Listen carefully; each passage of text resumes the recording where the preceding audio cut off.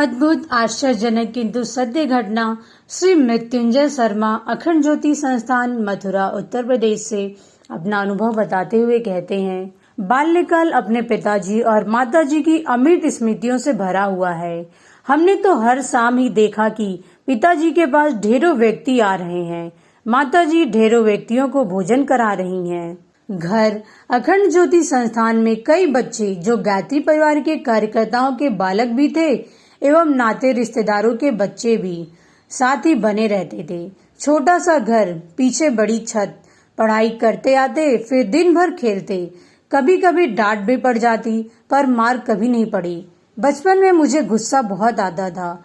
उसका परिणाम यह हुआ कि मैं चिड़चिड़ा बन गया। ताई जी और दूसरे चिंता करते कि इसका गुस्सा तो दिन ब दिन बढ़ता ही जा रहा है।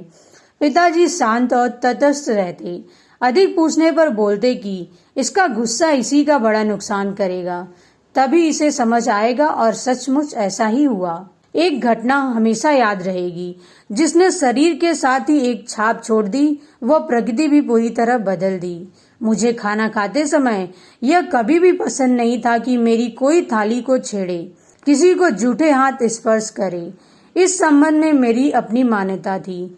कई बार इसी बात पर गर्मा गर्मी हो जाती, फिर माताजी सुलह कराती। गुस्सा मन ही मन मुझे काफी आता था, जो ऐसे समय निकलता था।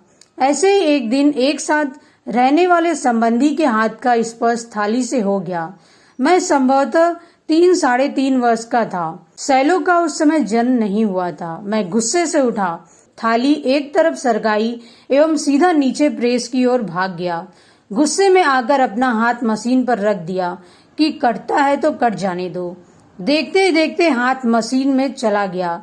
जब तक मशीन मैन समझते कि क्या हो गया, हथेली बुरी तरह पिस गई थी। एक उंगली हड्डी सहित कटकर वहीं गिर गई। हाहाकार मच गया। माताजी व पिताजी ऊपर से नीचे आए। पिताजी ने डांटा, कहा, देख लिए गुस्से का नतीजा, अपना ही हाथ काट बैठे। माताजी कुछ न बोलकर सीधा रिक्शा लेकर मुझे अस्पताल ले गई। डॉक्टर ने पूछा कि एक उंगली और भी थी, वह नहीं है। पीछे से बड़े भैया ओम प्रकाश जी उसे लेकर दौड़े आ रहे थे। सिविल अस्पताल में मथुरा में कहाँ प्लास्टिक सर्जरी आदि की सुविधा थी, किंतु डॉक्टर्स ने जाने किस अज्ञात प्रेरणा से परिश्रम करके टूटी उंगली भी जोड़ दी। बाद में ज्ञात हुआ कि कट गई उंगली को जब मशीन मैंने पिताजी को दिखलाया तो पिताजी ने ओम प्रकाश भैया को उसे लेकर अस्पताल जाने को कहा। मशीन मैन ने कहा भी कि अब इसका क्या लाभ। पिताजी बोले, जुड़ जाएगी, तुम इसे तुरंत डॉक्टर के पास पहुंचाओ। खैर, हाथ थोड़े ही दिनों में इस योग्य हो गया कि उससे सामान्य काम लिया जा सके। जब अस्पताल से छुट्टी होकर घर आए तो पिताजी ने बिठाकर समझाया, गुस्सा नहीं करना चाहिए, तुम्हारा एक हाथ हमेशा इसकी याद तुम्हें दिलाता रहेगा। तब से आज तक अपने क्रोध पर नियंत्रण रखा है, उनके निर्देशानुसार बनने का प्रयास किया है। आज सोचता हूँ कि यदि उंगली न जुड़ पाई होती तब क्या होता।